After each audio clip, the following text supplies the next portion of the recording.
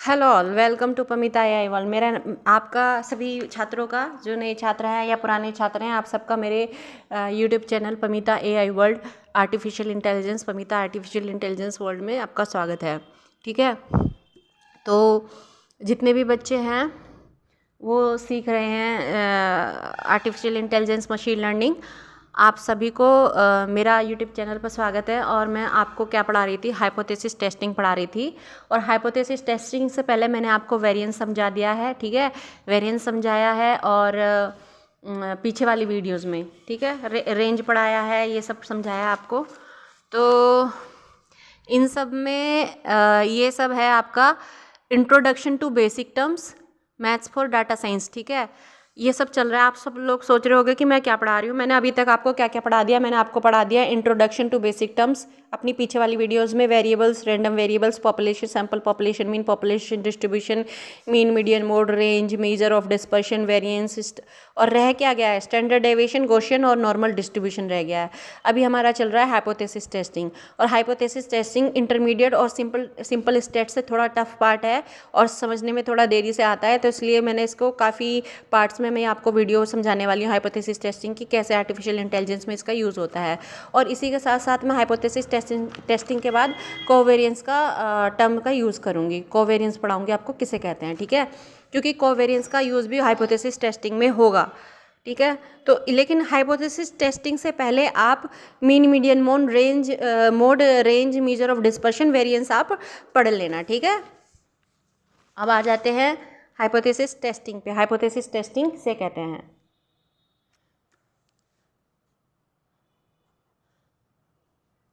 Hypothesis testing.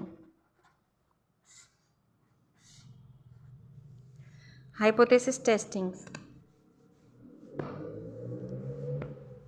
Hypothesis testing में parametric test होता है। दो टेस्ट होते हैं, पैरामेट्रिक टेस्ट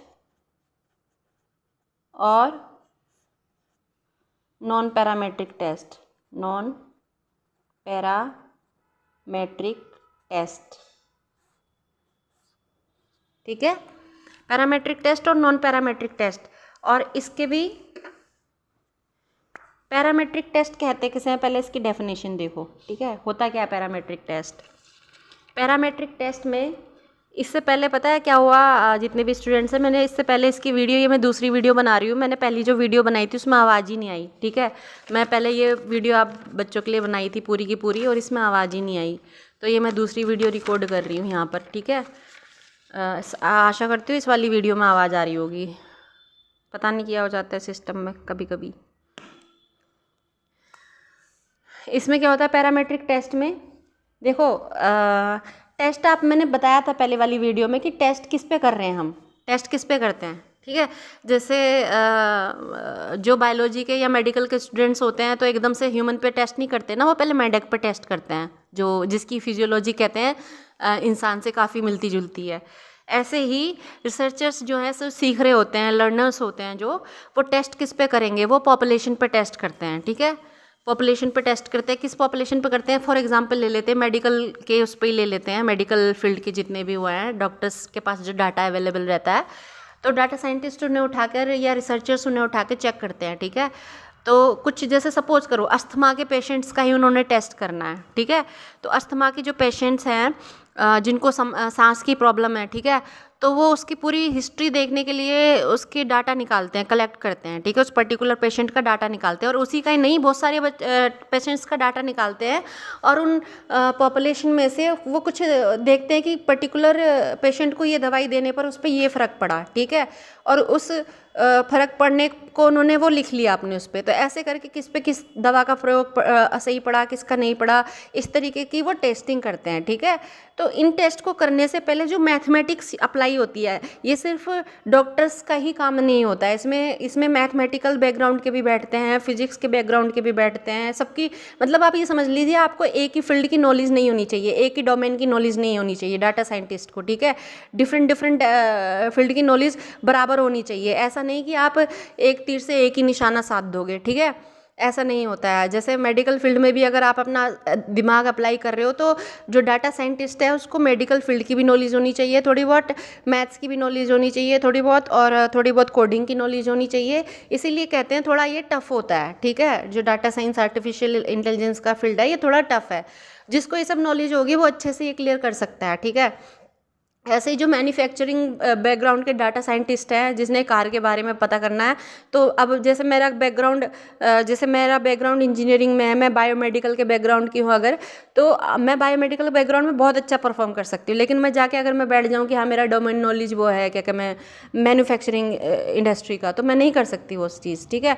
तो इस तरीके से आप जिस भी फील्ड हो या जिस भी डोमेन से रिलेटेड हो, आप जितने भी स्टूडेंट्स हिंदी के जिस भी डोमेन से रिलेटेड हैं, उस डोमेन की नॉलेज आपको अगर है और साथ में आप ये भी सीख रहे हो, तो आप पर्टिकुलर फील्ड में जाके अपना डाटा या सीवी अप्लाई कर सकते हो डाटा साइंटिस्ट के लिए या आर्टिफिशियल इंटेलिजेंस मशीन लर्निंग के लिए।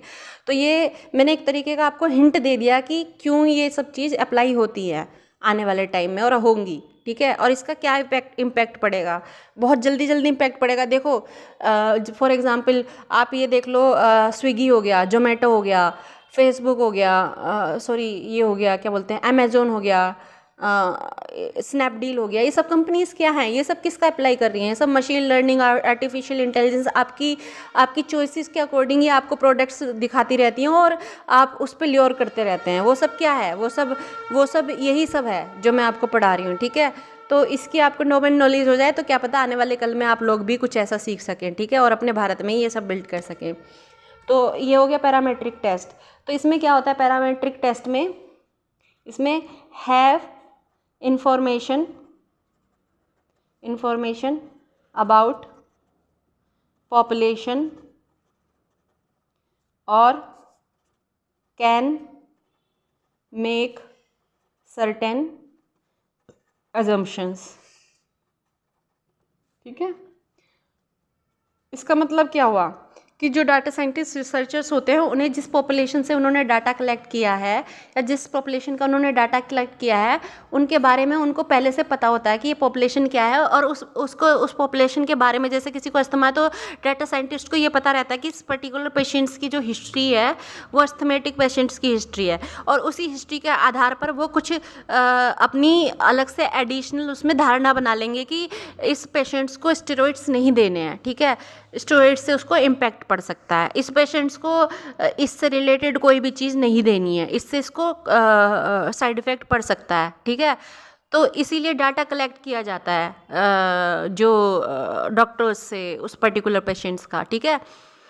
तो ये मैं आपको बता रही हूँ डोमेन नॉलेज जो होती है डाटा साइंटिस्ट अप्लाई करते हैं। अब आ जाते हैं इसको, ये समझ में आ गया कि एक तो पता रहता है कि पॉपुलेशन में से जो सैंपल कलेक्ट कर रहे हैं उसके बारे में उनको सारा पता रहता है डाटा साइंटिस्ट को या रिसर्चर्स को, और उनका जब पता रहता है तो उसके पता करने पर वो एक धारणा बना लेते हैं उस पर्टिकुलर सैंपल के बारे में। वो पता कर लेते हैं कि ये पर्टिकुलर इतना सैंपल जो है ये अस्थमा वालों का है, ये पर्टिकुलर सैंपल जो है ये कोविड-19 वालों का है, ये पर्टिकुलर सैंपल वाले जो हैं ये स्वाइन फ्लू वाले के हैं, पर्टिकुलर वाले जो हैं ये कैंसर के हैं, ये टीबी के हैं, ये टाइफाइड के हैं, ये सारा कुछ पता कर लेते हैं, ठीक है। और उसके यानी उनको पता रहता है पहले कि ये क्या है अजम्पशंस। अब आ जाते हैं, अब जब उन्होंने सैंपल कलेक्ट कर लिया अब उस पर ये क्या करेंगे, अब उस पर ये टेस्ट करेंगे। क्या टेस्ट करेंगे, अब देखो यहाँ पर ये होते हैं 4 टाइप के टेस्ट होते हैं जो पैरामेट्रिक टेस्ट में यूज़ होते हैं। कौन कौन से, इसमें होता है पहला टी टेस्ट, दूसरा होता है जेड टेस्ट, तीसरा होता है एफ टेस्ट, और चौथा होता है अनोवा टेस्ट। ये जो मैं आपको पढ़ा रही हूँ इस तरीके से कि सिंपल तरीके से मैं आपको डेली लाइफ में यूज़ करके बता रही हूँ ये सब सारी टॉपिक्स की पर्टिकुलर टॉपिक्स, इसलिए पढ़ा रही हूँ क्योंकि रिलेट करना, हमारी रियल लाइफ से रिलेट करना बहुत ज़रूरी है। वरना तो आपने कई वीडियोस में कहते सुना होगा आजकल बच्चे जो डांस करते हैं वीडियोस में, क्लिप्स में, रील्स में डांस कर रहे हैं आजकल, कह रहे हैं कि हमें अल्फा बीटा गामा पढ़ाया लेकिन इसका यूज़ कहाँ हुआ, ठीक है।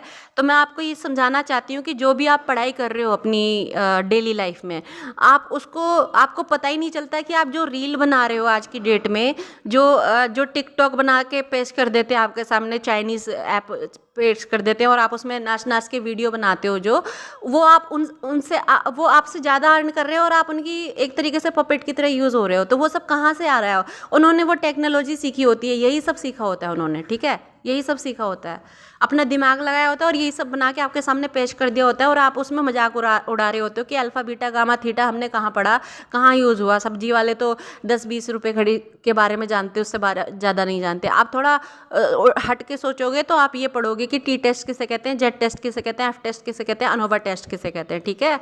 ये आपकी डे टू डे लाइफ में अप्लाई होता है। अगर आपके हाथ में एक टच स्क्रीन या मोबाइल फ़ोन है तो इसका मतलब आप ये समझिए कि आप सिंपल नहीं यूज़ कर रहे हैं उसको, बहुत सारी ऐप्स उसमें हैं और उन ऐप्स का जो रिलेशन है वो इसी से ही है, ठीक है, जो अब मैं आप सबको पढ़ा रही हूँ। तो आपको बेसिक नॉलेज पता होनी चाहिए कि क्या है, अप्लाई होता है इसका रियल लाइफ वर्ल्ड में। तो इसे कहते हैं टी टेस्ट, इसे कहते हैं जेड टेस्ट, और इसे कहते हैं एफ टेस्ट, और इसे कहते हैं अनोवा टेस्ट, ठीक है। तो टी टेस्ट में क्या होता है, देखो सबसे पहले हम इनके आविष्कारक के नाम पढ़ेंगे क्योंकि हमें ये जानना बहुत ज़रूरी है कि किस किस ने आविष्कार किया इनका, ठीक है। ये तीनों के तीनों जेड, एफ और अनोवा टेस्ट, ये तीनों के तीनों टेस्ट किसने किए हैं? फिशर ने। किसने किए? फिशर ने। बस एक टी टेस्ट ऐसा है जिसे विलियम गॉसेट ने किया था, और आप जान के बड़े आश्चर्यचकित हो जाएंगे कि विलियम गॉसेट ने ये जो टेस्ट किया था वो 1908 में किया था, और हम पढ़ कब रहे हैं? 2024 में। मतलब हम कितना पीछे चल रहे हैं ना ज़माने से। तो आपको ये अभी टेक्नोलॉजी समझ में आएगी कि हाँ इनका यूज़ कहाँ होता है। विलियम गॉसेट 1908 में पढ़ा के गए थे, और फिशर ने कहाँ पढ़ाया था? फिशर ने भी उसी में पढ़ाया था। और जो आज हम मशीन, या जो आप और हम आज मशीन लर्निंग, डीप लर्निंग का हवा मचा रखा है, जो डाटा साइंस का, आप जानते हैं इसका आविष्कार कब हुआ था?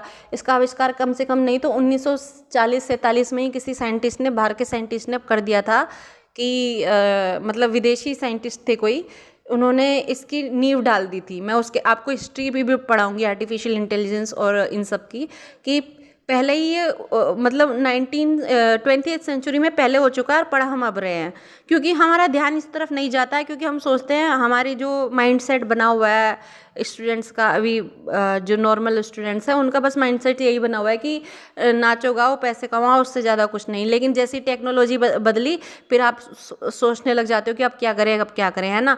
तो मतलब ये क्या है कि आपको अपना बेसिक्स जो पढ़ाई है उसका भी अप्लाई करना ज़रूरी होता है हर फील्ड में।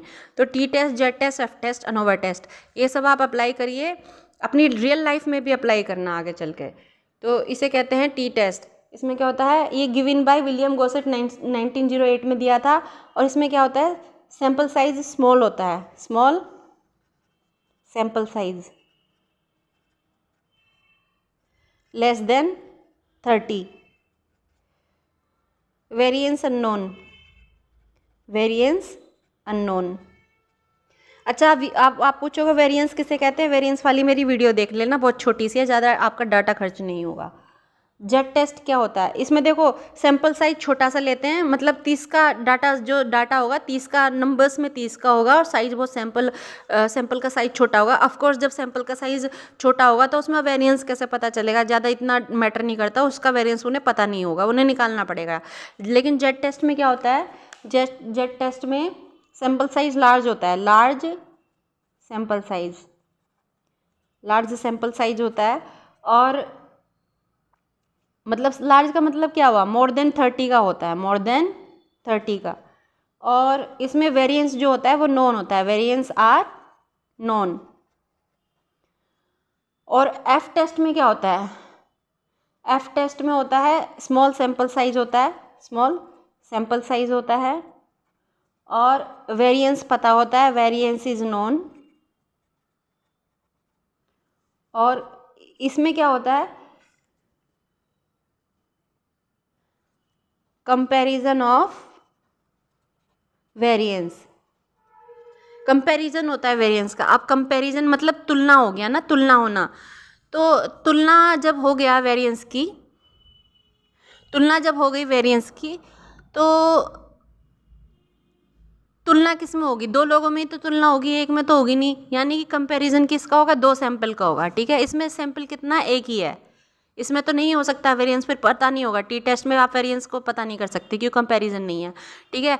इसमें क्या है, फिशन में साइज सैंपल साइज लार्ज होता है और इसमें मोर देन 30 का साइज होता है, इसमें वेरिएंस पता होता है। लेकिन यहाँ पर क्या होता है एफ टेस्ट में, इसमें दो सैंपल साइज दिए होते हैं, उनका वेरिएंस में कंपेरिजन किया जाता है। Comparison of variance of two samples, comparison variance of two samples, ठीक है। अब अनोवा टेस्ट कहते हैं। अनोवा टेस्ट किसे कहते हैं? अनोवा की फुल फॉर्म क्या है? Analysis of variance. इसी की देखो, एनालिसिस का AN और ऑफ का O और वेरिएंस का VA, ठीक है। इन दोनों को मिला के अनोवा टेस्ट बनता है। इसमें क्या है, एक्सटेंशन ऑफ टी टेस्ट, ये टी टेस्ट का ही एक्सटेंशन है, टी टेस्ट का ही एक्सटेंशन है। एक्सटेंशन समझ रहे हो? इसी का ही आगे का पार्ट अनोवा टेस्ट है, किसके? टी टेस्ट का, ठीक है। तो अनोवा टेस्ट किसके आगे का पार्ट है? टी टेस्ट के आगे का पार्ट अनोवा टेस्ट है। इसमें क्या होता है अनोवा टेस्ट में?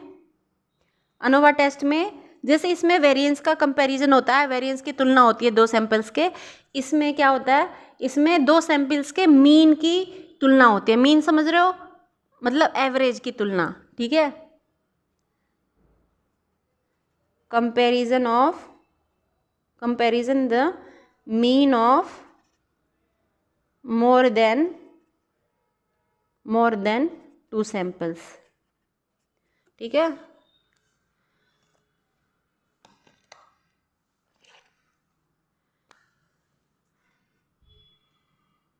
ये हो गया, सॉरी ये तो चल ही नहीं रहा। Mean of more than two samples, ठीक है। तो इसमें दो सैंपल्स के एवरेज का या मीन की तुलना की जाती है अनोवा टेस्ट में। आज के लिए इतना ही, और कल की वीडियो में हम पढ़ेंगे नॉन पैरामेट्रिक टेस्ट, इसके टाइप्स के बारे में पढ़ेंगे, ठीक है। अच्छा, एक पैरामेट्रिक टेस्ट की एक डेफिनेशन और है। इसमें नॉमिनल डिस्ट्रीब्यूशन का, पॉपुलेशन का जो नॉमिनल डिस्ट्रीब्यूशन है उसे एज्यूम करते हैं। किसे एज्यूम करते हैं? Assume nominal distribution of population, ठीक है। तो आज के लिए इतना ही। आप सबको आशा करती हूँ सब समझ में आया होगा, बहुत ज़्यादा टफ नहीं है, इजी है, ठीक है। और लेकिन जब आप थोड़ा मैंने यहाँ डेफिनेशन में बताया, लेकिन टेक्निकल जब आप इसको समझोगे वहाँ पे AI मॉडल में, वहाँ थोड़ा टफ हो जाएगा ये समझने में। लेकिन मैं आपको एक इसका मैथमेटिकल प्रॉब्लम सॉल्व करके दिखाऊंगी नेक्स्ट वाली वीडियो में, जो है T test, Z test, F test की। उसमें आपको थोड़ा समझ में आएगा कि ये मैं आपको क्यों पढ़ा रही हूँ, कैसे वेरिएंस निकालते हैं, कैसे दो मीन का होता है, ठीक है। ये सब मैं आपको समझाऊंगी एक एग्जांपल के माध्यम से, कैसे AI मॉडल में एक्यूरेसी चेक करने में इनका यूज़ होता है टी टेस्ट में। एक आपको मैथमेटिकल में लेकर आऊँगी इसमें नेक्स्ट वाली वीडियो में। आज के लिए इतना ही। पमिता AI वर्ल्ड में आपका विश्वास करने के लिए आपका बहुत बहुत धन्यवाद। इसी तरीके से सीखते रहिए और आगे बढ़ते रहिए। थैंक्स अ लॉट, धन्यवाद।